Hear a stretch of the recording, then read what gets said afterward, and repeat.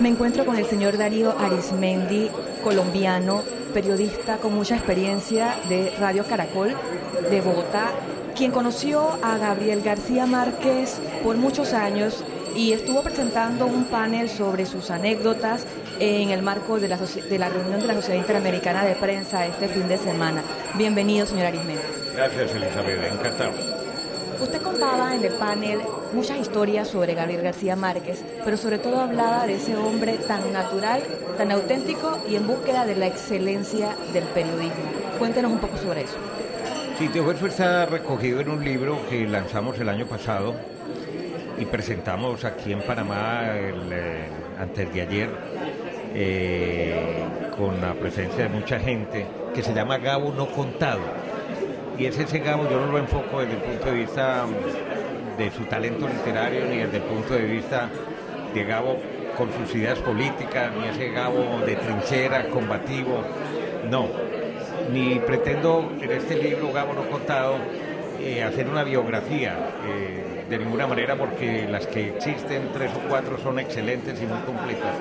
Yo hablo de ese Gabo No Contado, que es el Gabo como ser humano. ¿Quién era Gabo? Porque mucha gente lo ha leído, lo ha disfrutado. Hay quienes piensan que no están de acuerdo. Hay quienes no lo quisieron por sus ideas políticas, por su cercanía con los hermanos Castro en Cuba. En fin, por muchas facetas del político. Yo no me meto en eso. Yo me meto con ese Gabo que conocí desde el año de 1982 y que lo tuve muy cercano hasta 2 años antes de su muerte, mientras que él estuvo lúcido. Y es ese Gabo que yo retrato porque es el que me consta, el que yo viví, el que yo conocí de cerca, tú a tú, cara a cara, a él y a su familia. No cuento nada porque me lo hayan contado. No, es un homenaje mío, libre, independiente, a la amistad con Gabo, para mostrar ese Gabo padre de familia, abuelo, esposo, ese Gabo disciplinado, que se le sentaba a la máquina de escribir desde las 8 de la mañana o en el computador hasta las 2 de la tarde. Ese Gabo perfeccionista que corregía cada una de sus palabras, que utilizaba 5 o 6 diccionarios cuando tenía dudas, que tenía la humildad de llamar a 3 o 4 amigos cuantos hiciera necesidad de hacerlo, para preguntarle si ese concepto era claro, si esa palabra se podía utilizar, si esa historia que estaba contando había acontecido tal cual él la estaba narrando. Un hombre obsesivo por la exactitud y por el rigor. Casualmente usted mencionó que no era amigo de la mediocridad, que no le gustaba para nada de la mediocridad y que siempre estaba en búsqueda de esa excelencia y del buen periodismo. Cuéntanos alguna anécdota de ese Gabo maestro en cuanto a enseñar esa búsqueda del buen periodismo y decirle que no a la mediocridad. No, es lo que más detestaba Elizabeth, exactamente era eso, a la gente mediocre, a la gente facilista, a la gente que no investigaba. Él decía, coño, pero cierto, ¿por qué hacer las cosas mal o a medias si se pueden hacer bien y en menos tiempo? Porque él dice, si alguien hace las cosas a medias, sin precisión, con un dato equivocado, con la fecha que no es, si cuenta un episodio acerca de un accidente o de un ataque guerrillero o de un episodio de algo que ocurre en el Congreso de un país, pero ¿por qué no se apega a los hechos? ¿Por qué no presenta las distintas caras de la moneda? El mundo no es blanco y negro, el mundo tiene muchos matices de grises. Entonces a él eso lo obsesionaba, y sobre todo la irresponsabilidad de muchos medios y periodistas en el tratamiento de ciertos asuntos públicos y de ciertos temas que él consideraba que merecían más solidez, más claridad en la comunicación, más contexto. Pero mira, desde un pie de foto hasta un titular. Precisamente ahora que usted cuenta eso de la rigurosidad al contar informaciones y de su relación también con la gente que está en el poder, decía que, como se planteaba en el panel, que era amigo de la gente del poder para influir en ellos y de esa manera influir en la gente, no necesariamente porque le gustaba el poder en sí mismo. ¿Nos puede hablar un poco sobre esa faceta de Gabo? Sí, a Gabo no, es que ni él apeteció el poder. A él le propusieron, por ejemplo, en el año de 1991, que se lanzara para la Asamblea Nacional Constituyente que iba a reformar la Constitución colombiana, que no ha tenido muchas constituciones Colombia, no más de 5 o 6. Y desde luego hubiera salido porque quienes iban a la Asamblea Nacional Constituyente tenían que ser por elección popular, como los diputados del Congreso. Y no se dejó tentar. Él dijo, no, es que yo no soy político. A mí me gusta la política, pero yo no soy político ni tengo las prácticas políticas que hacen los políticos porque las detesto. No, yo soy un escritor, soy un pensador, que a través del periodismo y la literatura trato de influenciar para que a esa constituyente lleguen los mejores, las personas más lúcidas, las personas más preparadas. Pero él él si lo hubieran nombrado alcalde de un municipio de 10 habitantes lo hubieran tumbado. No, de ninguna manera. O rector de un colegio, de una escuela, también los estudiantes lo hubieran votado. Era otra manera de pensar en la sociedad. Pero él decía, para yo conocer cómo es una sociedad, independientemente de la colombiana, ¿cómo se conoce una sociedad? Penetrando en todos los sectores, pero también arriba, para poder entender las implicaciones de los que manejan el poder económico, político y social, y lo que están haciendo, y tratar de tener un mejor conocimiento del país. Ahora que usted habla de eso y de las entrañas de la sociedad, ¿cree usted que esos principios que tanto enseñó Gabo en estos años pasados cobran una relevancia particular ahora en el desarrollo de las nuevas tecnologías, en el uso del Twitter, en el uso del Facebook, tantas tecnologías que tenemos ahora para comunicar las noticias? No me cabe la menor duda, porque son de validez universal, independientemente de las tecnologías de moda, porque una tecnología es un instrumento, es una herramienta de comunicación, y así como antes nuestros primitivos se comunicaban por señales de humo o por señas, y después por palomas mensajeras, y después vino la imprenta de Gutenberg en el año de 1490 y pico, creo que 92. Siempre ahora nos sorprendemos con las nuevas tecnologías, pero en estos últimos 20, 30 años ya nadie sabe, ni casi nadie utiliza el fax, y en ese momento todos nos maravillamos. Cuando nació el teléfono pensamos que era el último grito. Cuando vino la televisión en color dijimos, wow, ya no hay nada más. Y hemos visto cómo hoy los teléfonos pues son de un tamaño insignificante, y se dice que a través del teléfono se va a manejar todo, la casa, la oficina, absolutamente todo. Estamos ya en un desarrollo y unos fundamentos, pero la ética y los principios y prácticas de un buen periodismo, independientemente del canal y de la herramienta, siguen teniendo validez, y cada vez más. Y cada vez más. También se habló del tema de los adjetivos, que ahora muy cuidadoso en el uso de los adjetivos porque podemos endiosar, pero también podemos destruir porque se nos olvida que detrás hay personas. Él decía que una persona con un micrófono puede ser más peligroso que un misil.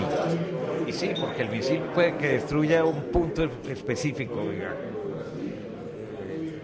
explotó una casa, dinamitó un puente, pero es que a través del poder de la palabra y de la imagen realmente se puede destruir a todo un país o a una sociedad, llenarla de pesimismo o de un optimismo infundado. Se puede hacer mucho bien, y era lo que él propendía, por hacer mucho bien con base en la verdad, pero se puede hacer también muchísimo mal, y lo hemos visto en muchas sociedades y en muchos medios. Y ahí la trascendencia, recalcaba él, de que los medios estén en buenas manos. ¿Qué quiere decir? ¿Qué quería decir él con buenas manos? En manos de gente responsable, en manos de gente preparada, en manos de gente estudiosa, en manos de gente que tenga por objeto servirle al bien común, elevar la dignidad de la gente que por razones de pobreza y de estructuras sociales no la tiene, en medios que sirvan para la información lo más transparente posible, en medios que sirvan para la educación, en medios que sirvan finalmente para transformar la sociedad, pero fundamentalmente el ser humano. ¿Es posible, cree usted, que esta nueva generación de periodistas latinoamericanos, iberoamericanos, pues sigan estos ejemplos de Gabo en 140 caracteres? ¿Cómo ven las nuevas generaciones? La verdad, yo no soy muy optimista desde ese punto de vista porque 140 caracteres o a través de Twitter contando a veces mentiras, difundiendo hechos que son de la imaginación y que mucha gente les da crédito e inmediatamente empiezan a retuitear. Creo que se puede hacer un daño infinito, sobre todo a la integridad, a la honra, se puede calumniar con mucha facilidad, de manera impune. Estamos entrando en una era donde la gente va a empezar a pedir verificación, contraste, no reproducir por reproducir, porque el daño puede ser infinito. O sea, me temo mucho que todo el ideario de Gabo, y no solamente de Gabo, sino hay muchos maestros que lo han antecedido en el ejercicio ético del periodismo en cualquiera de sus manifestaciones, en radio, prensa, televisión, en sus distintas modalidades, siguen teniendo validez, pero con el correr del tiempo, si no nos preocupamos por mantener vivo el pensamiento periodístico de García Márquez y de otros maestros de la ética, se puede perder. Cuéntenos, para finalizar, alguna de sus anécdotas con el maestro Gabo. Cuénteme esa anécdota más entrañable de esas charlas o esas tertulias, o algún momento que usted recuerde con cariño. Una vez, tengo varias, pero esta es muy significativa, no la he contado nunca. Estábamos en una tertulia en un final de año en Cuba y a la casa de Gabo, donde iba a ver la celebración realmente de la Navidad, llegó el comandante Fidel Castro. Y a partir de un punto, estaba también Raúl Castro, éramos muy pocas personas las que estábamos allí. Y era una cosa que amigos, yo no era amigo de Fidel Castro, pero Gabo me invitó a que estuviera presente con mi señora en esa tertulia improvisada. Y Fidel contó durante 3 o 4 horas lo que él había vivido 25 años atrás, porque se conmemoraban los 25 años de la Revolución Cubana. Exactamente, y había un evento especial al día siguiente en Santiago de Cuba, gran discurso de 7 horas de Fidel. Pero Fidel contó, se levantó, su uniforme impecable, verde oliva, sus botas negras largas, y una figura que era imponente por su altura, él imponía un respeto. Y contó cosas y más cosas, y Gabo lo interrumpí, yo eventualmente hacía algunas preguntas y tal. Cuando el comandante se fue ya en las primeras horas de la madrugada, a las 5 de la mañana, Gabo me dice: oye, ¿tú no grabaste esto? Yo le dije: pero si tú me prohibiste que trajera grabadora y me dijiste, estamos entre amigos, tú no eres periodista, no se te ocurra llevar grabadora. Y tú eres un huevón, ¿me hiciste caso? Si tú eras de todas maneras periodista, ¿cómo coño no grabaste esto? Y Gabo, por respeto.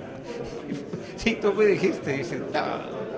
¿Y no escribió nada después de toda esa conversación? No, desde luego tratamos de reconstruir cosas y tal, hay algunas anotaciones y apuntes, pero tú tienes que recordar, Elisa, que la memoria es la facultad que tiene el hombre para olvidar.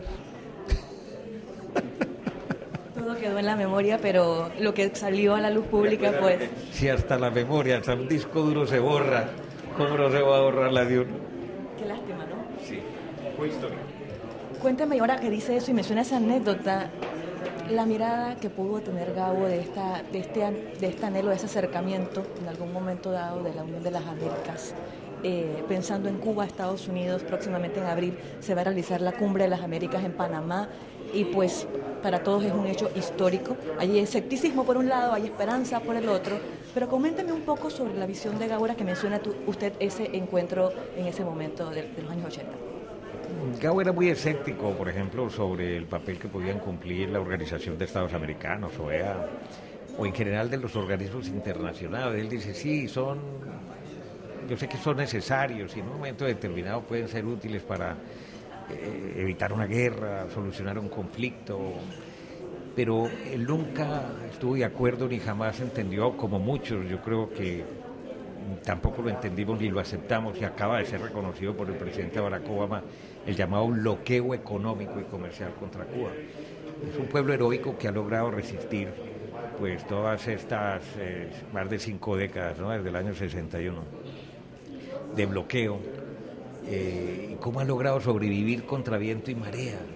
yo sé, con violación de derechos humanos, también se violan en China y en otros países, en Venezuela, en Nicaragua,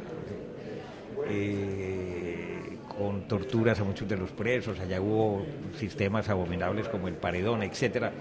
Y puede ser que en su momento hubiera tenido alguna justificación otro tipo de sanciones como las que hoy se imponen por parte de Estados Unidos y Europa a Rusia, por ejemplo.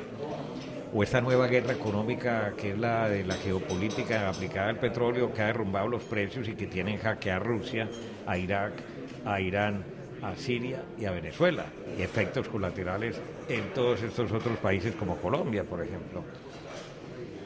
Pero ese bloqueo fracasó y ya se van a restablecer las relaciones, ya la gente conversa, los cubanos van a Washington y también los americanos empezaron los diálogos en La Habana, que es como se tienen que solucionar los problemas. Gabo estaría muy feliz de ver a Cuba integrada a las Américas, porque Gabo fundamentalmente, Gabo no era colombiano y se sentía muy orgulloso de serlo, pero Gabo se sentía fundamentalmente un latinoamericano.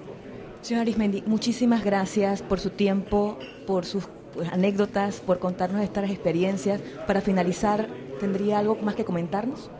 Que te felicito, muy buena entrevista. Muchísimas gracias, Darío Arizmendi.